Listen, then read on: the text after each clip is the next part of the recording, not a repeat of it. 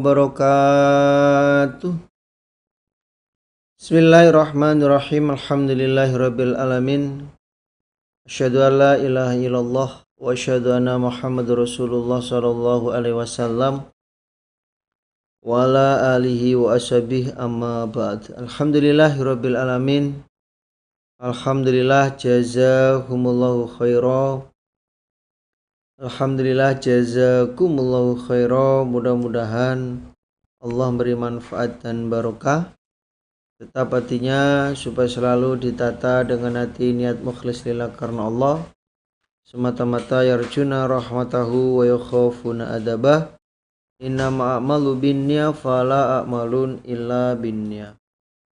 Baik Bapak Ibu, kita lanjutkan pengajian kita Sahih Bukhari Kitabul Adzan.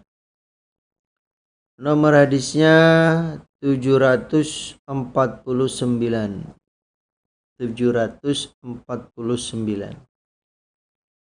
A'udzu billahi minasyaitonir rajim. Bismillahirrahmanirrahim.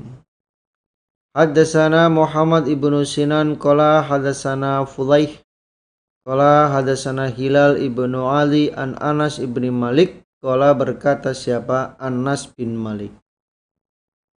Salat lana pada kami, maksudnya ngimami siapa an-nabiyyu sallallahu alaihi wasallam. Suma kemudian rokia naik siapa nabi al-mimbaro pada mimbar setelah selesai sholat. Fa asyara maka isyarah siapa nabi biyadaihi dengan tangannya nabi. Qibala kiblatil masjidi ke arah kiblat masjid. Jadi pada waktu Nabi selesai ngimami sholat, ngimami kami sholat, kemudian Nabi naik mimbar, lalu Nabi isyarah dengan tangannya ke kiblat masjid. Suma kemudian qala bersabda siapa Nabi, laqad ra'aitu niscaya sungguh melihat aku al-ana sekarang mundu sholaitu semenjak sholat aku lakum pada kalian. Sholatan pada sholat, melihat al-jannata pada surga, wan naro dan neraka. Mumasalata ini dengan digambarkan apa keduanya atau diwujudkan apa keduanya. Fi qiblati hadza di dalam kiblat yang ini. Al jidari tembok.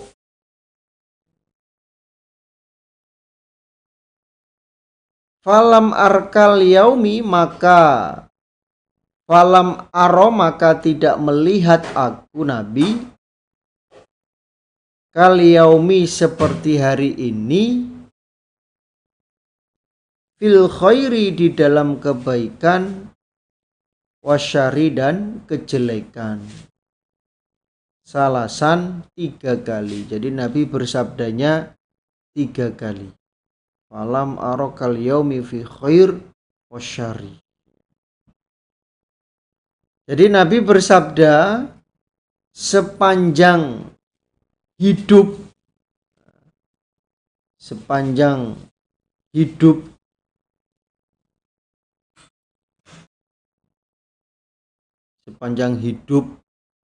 yang paling baik yang aku lihat ya hanya ini. Jadi semasa hidupnya Nabi di dalam mengerjakan sholat atau ngimami, kemudian melihat sesuatu yang paling baik ya hari ini, yaitu melihat surga. Dan yang paling jelek yang aku lihat hari ini yaitu melihat neraka. Surga dan neraka itu diwujudkan di dalam kiblat, ya, diwujudkan di dalam kiblatnya tembok masjid. Jadi Nabi sholat, ya, di depannya Nabi itu tembok masjid, ya di situ Nabi melihat surga neraka. Semasa hidupnya Nabi, semasa ngimami sholat para sahabat dan orang iman yang lain, itu merupakan pandangan yang paling baik yang Nabi lihat dan merupakan pandangan yang paling jelek yang Nabi lihat, yaitu melihat surga dan neraka. Itu berarti Nabi ketika sholat itu menghadap ke depan, pandangannya ke depan, berarti boleh. Tapi lebih utamanya ya melihat ke tempat yang atau tempat sujud. Babu rof'i, babnya mengangkat al-basori pada pandangan ilas samai ke langit, fisolati di dalam sholat. Babnya di dalam mengerjakan sholat dia mengangkat pandangannya ke langit, mengangkat pandangannya ke langit atau ke atas ketika mengerjakan sholat.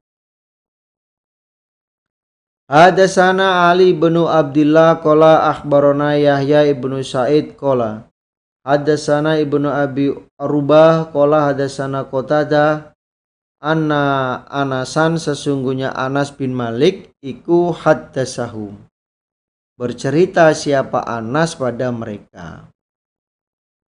Qala, berkata siapa Anas, qala bersabda siapa Rasulullah, siapa An-Nabi sallallahu alaihi wasallam,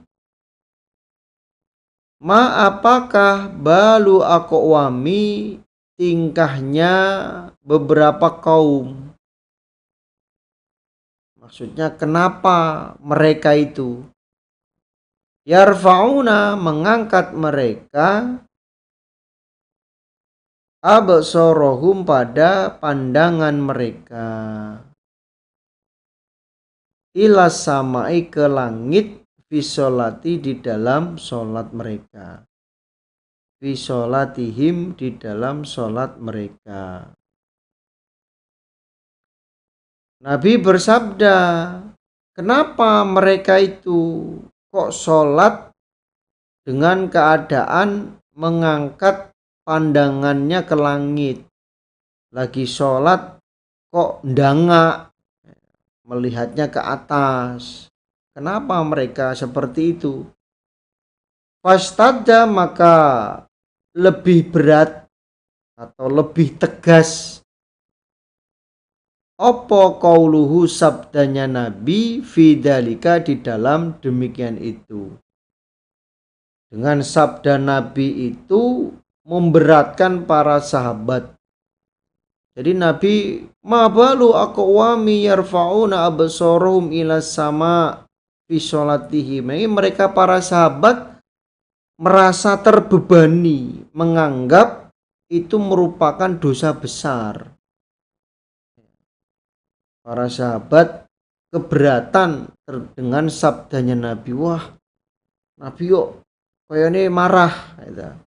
Wah, ini dosa besar nih. Itu perasaan para sahabat. Hatta sehingga kala bersabda siapa Nabi, layan tahuna, niscaya menghentikan sungguh mereka, andalika dari demikian itu mengangkat. Kalau tidak diberhentikan, aulah tuhtofanna, niscaya disambar sungguh opo absorohum, pandangan mereka. Sampai-sampai Nabi bersabda, mereka supaya menghentikan Mereka supaya menghentikan perbuatan ketika sholat menghadap ke langit. Kalau tidak dihentikan, maka mereka akan disambar pandangannya. Maksudnya dibuat buta oleh Allah. Oleh Allah akan dibutakan. Nah, ini merupakan siksaan bagi orang yang sholat namun sholatnya menghadap ke atas, menghadap ke langit-langit. Nah itu. Jadi dari hadis ini Bapak Ibu, kalau tidak ada kejadian apa-apa, kalau tidak ada kejadian apa-apa, tidak ada peristiwa, maka ketika sholat ya supaya melihat pada tempat sujudnya, untuk melihat pada tempat sujudnya. Tapi kalau dalam keadaan tertentu itu diperbolehkan. Dalam keadaan-keadaan tertentu itu diperbolehkan dan itu tidak membatalkan sholatnya. Contohnya pas lagi sholat itu ada suara seakan-akan gentengnya mau rubuh. Kemudian ketika sholat melihat ke atas, karena di atas ada sesuatu, ya maka boleh, ya, maka diperbolehkan untuk melihat ke atas. Itu. Tapi kalau tidak ada sesuatu terjadi, tidak ada sesuatu yang membahayakan dirinya di dalam mengerjakan sholat, maka lebih baiknya itu meletakkan pandangannya ke tempat sujud. Meletakkan pandangannya ke tempat sujud. Do basoruka fi maudi judika. Letakkan pandanganmu di dalam tempat sujudmu. Itu yang paling utama, yang paling baik, sehingga bisa terjaga kekhusyuannya.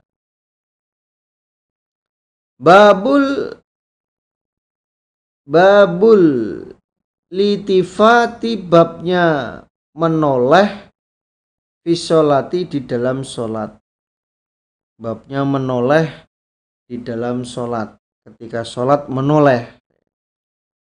Hadasana Musaddadun qala hadasana Abul Ahwas qala hadasana As'as ibni Sulaim an Abi an Masruq an Aisyah.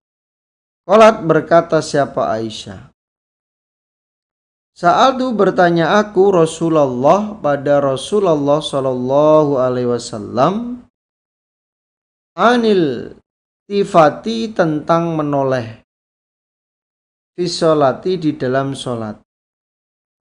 Jadi Aisyah bertanya kepada Nabi tentang menoleh dalam keadaan sholat. Itu bagaimana Nabi lagi sholat kemudian menoleh? Faqala, maka bersabda siapa Nabi, huwa, adapun menoleh di dalam waktu sholat, iku ikhtilasun, sambaran, yahtali suhu, menyambar hu, pada sambaran, siapa syaitanu, syaitan, min sholatil abdi, dari sholatnya hamba. Lalu Nabi menjawab, menoleh di saat sholat itu merupakan sambaran dari setan, sambarannya setan dari sholatnya hamba. Artinya ya, pengaruh ya. Jadi sambaran itu merupakan pengaruh dari setan sehingga mengganggu kekhusyuan sholatnya hamba. Berarti dia terpengaruh oleh gangguan setan. Ketika sholat nih Allahu Akbar, ya, kemudian dia menoleh, seakan-akan ada yang memberitahu supaya menoleh atau dia untuk menoleh. Berarti di dalam sholatnya dia terganggu oleh setan. Namun hal ini tidak sampai membatalkan sholatnya. Sholatnya tetap sah. Ya. Sholatnya tetap sah dan tidak dihukumi batal. Tidak dihukumi batal. Hanya saja ketika sholat berarti dia tidak khusyuk, sehingga setan bisa mengganggu, bisa menggoda, dan akhirnya dia terpengaruh ya, di dalam gangguan setan itu. Jadi menoleh ke kanan ke kiri di dalam sholat, yaitu secara hukum tidak batal sholatnya, tapi secara kekhusyuan ya berarti tidak khusyuk, sholatnya tidak khusyuk. Hadatsana Qutaibah qala hadatsana Sufyan an Zuhri an Urwah an Aisyah ana Nabiya, sesungguhnya Nabi sallallahu alaihi wasallam iku salat siapa Nabi fi khomisotin di dalam selimut, laha bagi selimut opo aklamun gambar. Jadi Nabi mengerjakan sholat ya, mengerjakan sholat dengan memakai selimut yang mana selimutnya itu terdapat gambar, ada gambarnya.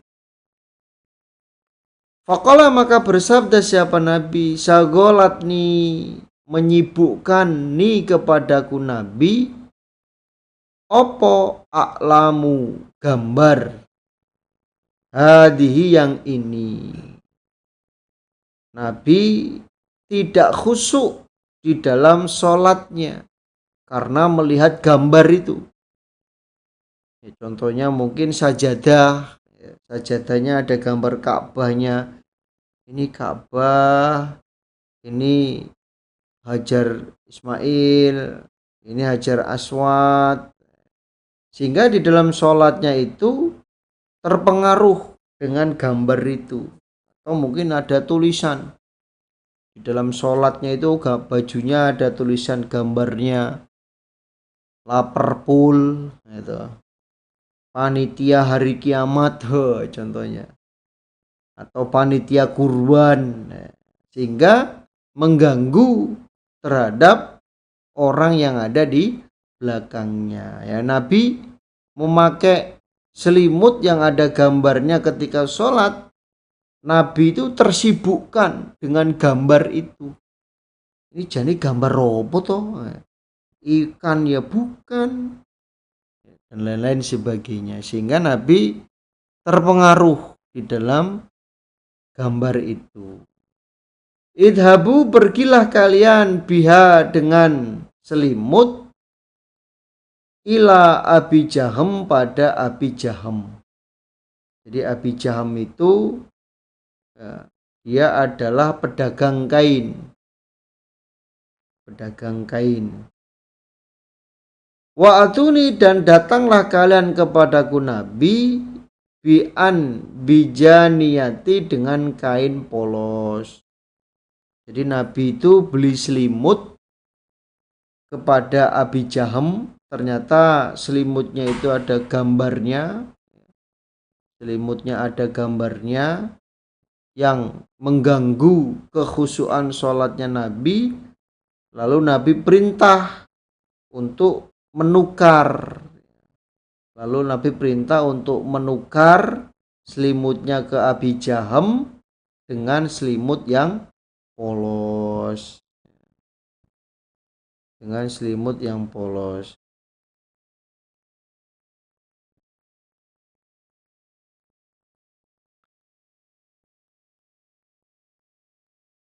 Babu bab, hal adakah yaltafitu menoleh, li amrin karena perkara, yanzilu yang turun apa perkara, maksudnya yang terjadi, atau yarau melihat siapa orang syai'an pada sesuatu